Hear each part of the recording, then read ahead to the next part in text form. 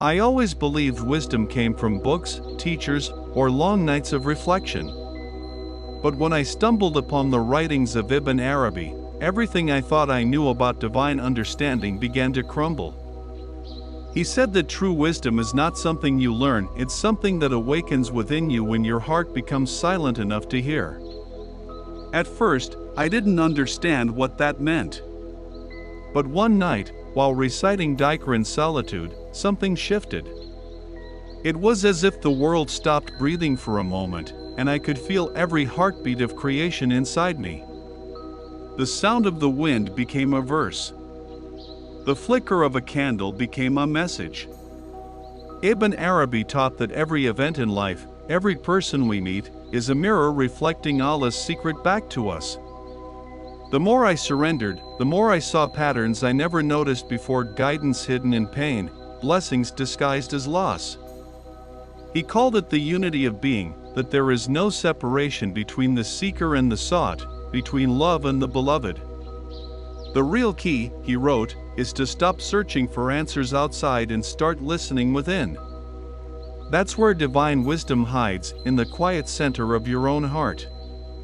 And when you finally unlock it, you realize the truth he whispered centuries ago: the universe is not outside of you.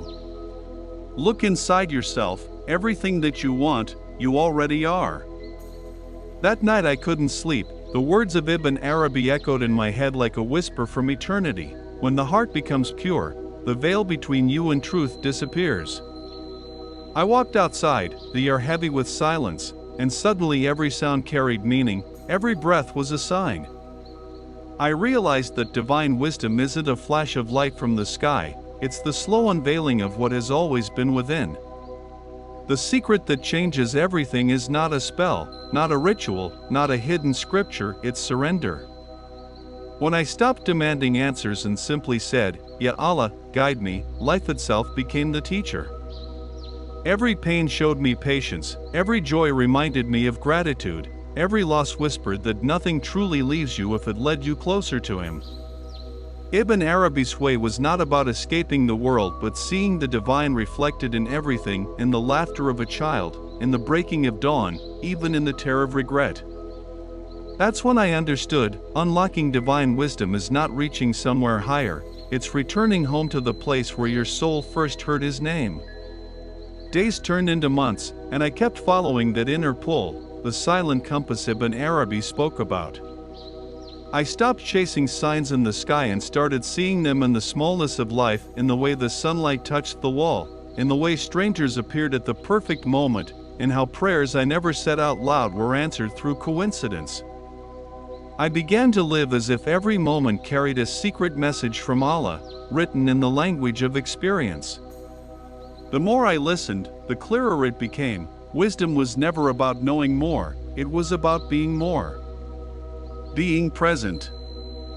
Being still. Being aware of the divine breath that moves through all things.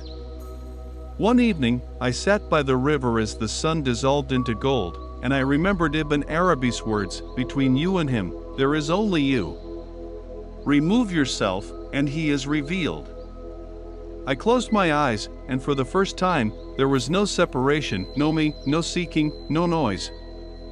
Just a vast, endless peace stretching through everything. And in that silence, I understood, the secret that changes everything is realizing there was never a secret at all. It was always love, hidden, waiting, alive in every breath. From that moment, my world changed in quiet ways. People I once judged began to look different, softer, almost luminous. I started to sense the divine rhythm even in the chaos of the city, in the noise of markets, in the cries of children. Ibn Arabi's teachings became not a philosophy but a pulse that guided my days. He said, "When love awakens, knowledge bows." I saw what he meant: knowledge divides, but love unites. The more love I allowed into my heart, the clearer the hidden order of life became. Pain stopped being my enemy, it became a messenger dressed in fire. Every challenge that broke me down revealed something sacred waiting beneath the ashes. And I understood that divine wisdom was not found by climbing higher, but by falling deeper into surrender, into awareness, into love. That was Ibn Arabi's true secret. When you love purely, without asking, the veil lifts, and everything becomes the face of Allah. I began to live differently after that revelation, slower, quieter, as if every breath was a prayer. I stopped rushing toward goals that once felt urgent, and instead began to feel the pulse of the present, the heartbeat of creation. Ibn Arabi had written that when the heart opens, time dissolves, and you begin to live in eternity even while walking through the world. I saw it happen, moments stretched like threads of light, and each one carried divine presence. When someone hurt me, I saw it as an echo of my own shadow asking to be healed. When someone smiled, I felt Allah smiling through them. The boundary between the human and the divine faded until everything became a single mirror. Sometimes I'd sit in the dark and feel tears roll down my face for no reason, except that I could sense him near, closer than breath, closer than thought. And I finally understood what Ibn Arabi meant when he said, "My heart has become capable of every form." It was not poetry, it was truth. When the heart is cleansed by love, it becomes the home of all creation. That is the way to unlock divine wisdom, not through the mind, but through the heart that remembers where it came from. And as days passed, I saw that nothing was ordinary anymore. The rain no longer just fell, it spoke, whispering of mercy descending upon the earth. The wind carried stories from distant lands, reminding me that everything moves by His will. Even silence became alive, filled with meaning. I began to understand that Ibn Arabi's way was not about seeking light somewhere beyond but recognizing that we are that light, temporarily hidden by layers of forgetfulness. The real journey is remembering. Remembering that every act of kindness is a reflection of divine compassion, that every heartbreak is an opening toward truth, that every breath is His name unspoken.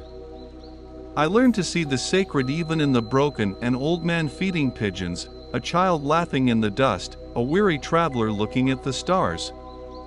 All of them were signs, verses without words. And the more I saw, the more I felt myself disappear into something vast, beautiful, eternal. It was no longer about understanding Ibn Arabi, it was about becoming what he spoke of. A being of love, surrendered to the one, where even the smallest thing, a tear, a smile, a sigh, reveals the face of God. One night, as I walked alone beneath a sky heavy with stars, I felt an unseen presence beside me, not frightening, but familiar, like an old friend whose voice I'd forgotten. I didn't hear words, but the message was clear: you were never separate.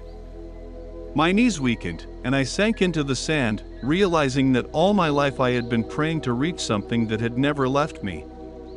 Ibn Arabi's secret unfolded fully in that moment. The lover and the beloved were one, the seeker and the sought were the same reflection looking back through time. I understood that the path wasn't about moving forward, but inward, through layers of illusion, through pride, through pain, until only love remained. The heart, when stripped of everything false, becomes a mirror of the divine. And when I looked into that mirror, I no longer saw myself, I saw light, endless and soft, like dawn breaking across eternity. From then on, everything I did became worship, the way I spoke, walked, even breathed. Every gesture was remembrance. And in that remembrance, I found the peace that no book, no teacher, no world could give, the peace of being exactly where Allah placed me, already complete, already home.